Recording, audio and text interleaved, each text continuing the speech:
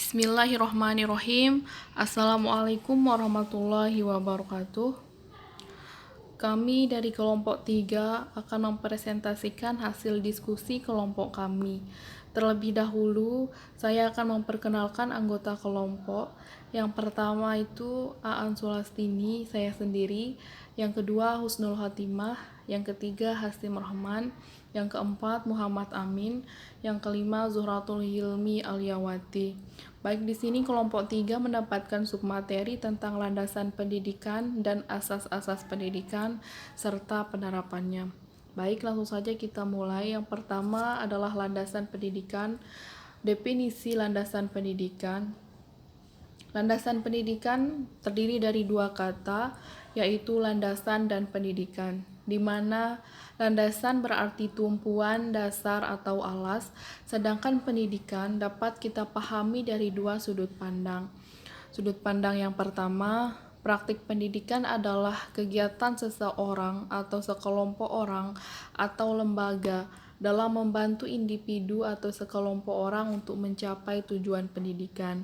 Sudut pandang yang kedua, studi pendidikan adalah kegiatan seseorang atau sekelompok orang dalam rangka memahami pendidikan. Jadi, landasan pendidikan adalah asumsi-asumsi yang menjadi dasar pijakan atau titik tolak dalam rangka praktik pendidikan dan studi pendidikan. Selanjutnya adalah fungsi landasan pendidikan. Ada beberapa fungsi landasan pendidikan. Yang pertama, sebagai acuan atau tolak ukur atau acuan konsep dan teori bagi setiap pendidik dalam praktik pendidikan. Yang kedua, sebagai konsep atau cara pandang dan bersikap dalam melaksanakan tugas kependidikan. Yang ketiga, sebagai motivator dalam menemukan dan menggali konsep-konsep pendidikan. Yang keempat, mendorong pemikiran kritis terhadap teori-teori pendidikan sehingga bisa memilah mana yang bisa dipraktikkan dan dikembangkan dalam proses pendidikan.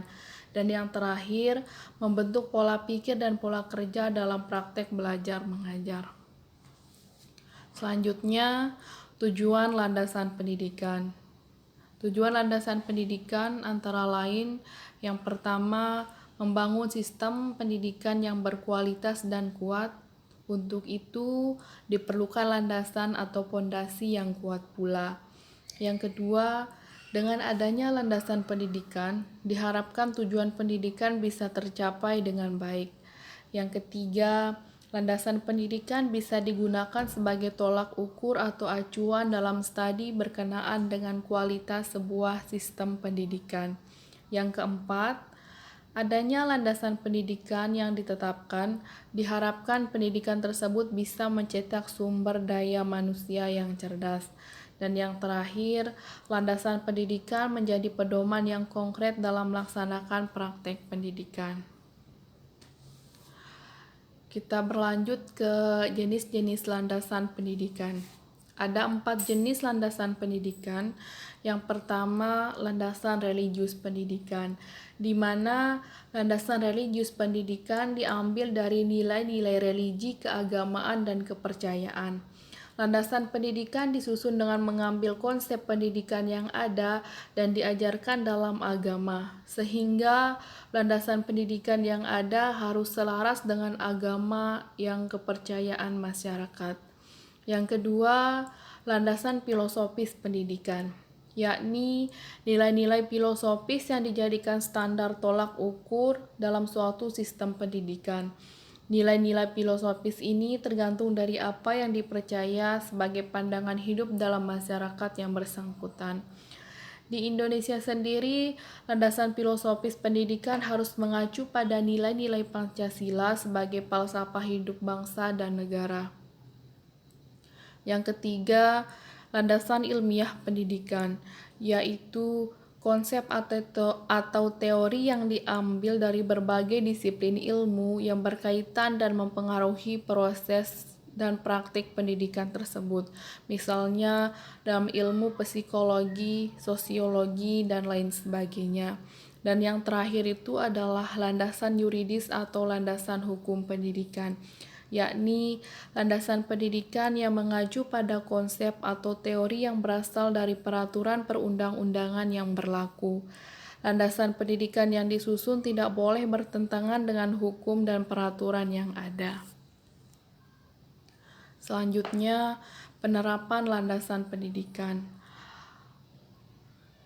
Penerapan landasan religius pendidikan yang pertama adalah pembelajaran agama untuk mendidik akhlak, dan yang kedua, kegiatan infak dan zakat yang bertujuan untuk berbagi dengan sesama atas dasar Al-Quran dan hadis.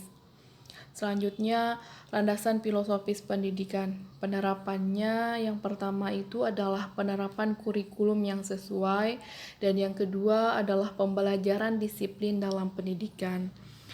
Yang ketiga, penerapan untuk landasan ilmiah pendidikan. Misalkan dalam ilmu sosiologi, penerapannya diadakannya kegiatan gotong royong di lingkungan sekolah, dan dalam ilmu psikologi, penerapannya pemberian beasiswa kepada siswa yang mempunyai prestasi. Dan yang terakhir adalah landasan yuridis atau landasan hukum pendidikan, di mana penerapannya itu yang pertama adalah penerapan undang-undang guru dan dosen, dan yang terakhir adalah pelaksanaan ujian akhir nasional dengan standar nilai. Baik, selanjutnya kita beralih ke materi asas-asas pendidikan Islam, di mana definisi asas-asas pendidikan Islam itu yang pertama adalah asas pendidikan Islam adalah asas perkembangan dan pertumbuhan dalam peri kehidupan yang berkeseimbangan antara kehidupan duniawiyah dan ukhrawiyah, jasmaniyah dan rohaniyah, atau antara kehidupan material dan mental spiritual. Asas-asas yang lain dalam pelaksanaan operasional seperti asas adil dan merata, asas menyeluruh, dan asas integralitas adalah juga dijadikan pegangan dalam pendidikan praktis sesuai pandangan teoritis yang dipegangi. Dalam Kamus Bahasa Indonesia, kata asas bermakna suatu kebenaran yang menjadi pokok dasar atau tumpuan berpikir atau berpendapat. Disebutkan pula, terdapat kosakata prinsip semakna dengan kata asas. Jadi, dapat dikatakan bahwa asas sama dengan prinsip. Dengan demikian, yang dimaksud dengan asas pendidikan Islam adalah prinsip pendidikan Islam, yaitu kebenaran yang dijadikan pokok dasar dalam merumuskan dan melaksanakan pendidikan Islam. Khusus untuk pendidikan di Indonesia, terdapat sejumlah asas yang memberi arah dalam merancang dan melaksanakan pendidikan. Baik, di sini ada 3 buah asas yang akan dikaji lebih lanjut dalam paparan ini. Yang pertama, asas Tuturi Handayani. Asas Tuturi Handayani merupakan gagasan yang mula-mula dikemukakan oleh Ki Hajar Dewantara, seorang perintis kemerdekaan dan pendidikan nasional. Tuturi Handayani mengandung arti pendidik dengan kewibawaan yang mengikuti dari belakang dan memberi pengaruh, tidak menarik-narik dari depan, membiarkan anak mencari jalan sendiri, dan bila anak melakukan kesalahan, baru pendidik membantunya. Dan yang kedua, asas belajar sepanjang hayat. Asas belajar sepanjang hayat, pendidikan sepanjang hayat menegaskan bahwa saat untuk mengalami pendidikan adalah seumur hidup dan sepanjang raga. Tujuan pendidikan sepanjang hayat adalah tidak sekedar untuk adanya perubahan, melainkan pula untuk tercapainya kepuasan diri atau pihak yang melakukannya.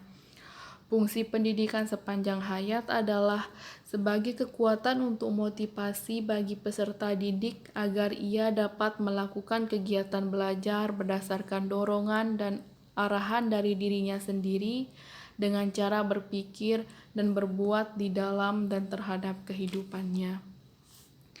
Dan yang terakhir adalah asas kemandirian dalam belajar.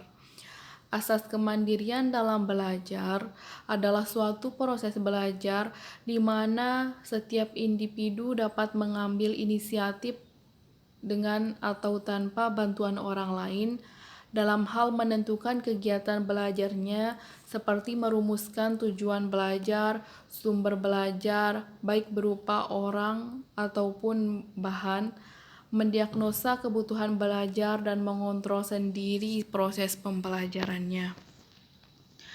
Dan yang terakhir, penerapan asas-asas pokok pendidikan. Yang pertama, untuk asas Tuturi Handayani, penerapannya yang pertama, peserta didik mendapat kebebasan untuk memilih pendidikan dan keterampilan yang diminatinya di sama jenis, jalur, dan jenjang pendidikan yang disediakan oleh pemerintah sesuai peran dan profesinya dalam masyarakat.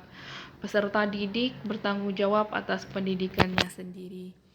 Yang kedua, peserta didik mendapat kebebasan untuk memilih pendidikan kejuruan yang diminatinya agar dapat mempersiapkan diri untuk memasuki lapangan kerja bidang tertentu yang diinginkannya.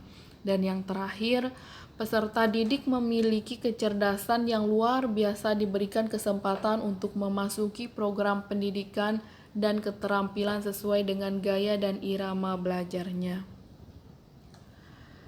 Yang kedua, asas belajar sepanjang hayat. Penerapannya, pendidikan sepanjang hayat dapat dijabarkan ke dalam program-program pendidikan sekolah dan luar sekolah. Dalam prakteknya, program-program dalam pendidikan luar sekolah dipandang oleh pakar-pakar pendidikan lebih mampu mengembangkan kehadirannya untuk mengkondisikan tumbuhnya kesadaran, minat, dan kesadaran masyarakat untuk melaksanakan kegiatan belajar yang berkesinambungan. Melalui berbagai kegiatan pendidikan atau luar sekolah seperti belajar dalam kelompok sebaya. Dan yang terakhir adalah asas kemandirian dalam belajar. Penerapannya yang pertama adalah adanya kegiatan evaluasi diri yang dilakukan oleh siswa sendiri. Yang kedua, siswa atau peserta didik mempunyai kesempatan untuk ikut menentukan tujuan pembelajaran yang ingin dicapai sesuai dengan kondisi dan kebutuhan belajarnya. Dan yang terakhir adalah siswa atau peserta didik boleh ikut menentukan bahan belajar yang ingin dipelajarinya dengan cara mempelajarinya. Baik, mungkin hanya ini yang bisa kelompok 3 sampaikan. Kurang lebihnya saya mohon maaf. Wabillahi taufiq wal hidayah. Wassalamualaikum warahmatullahi wabarakatuh.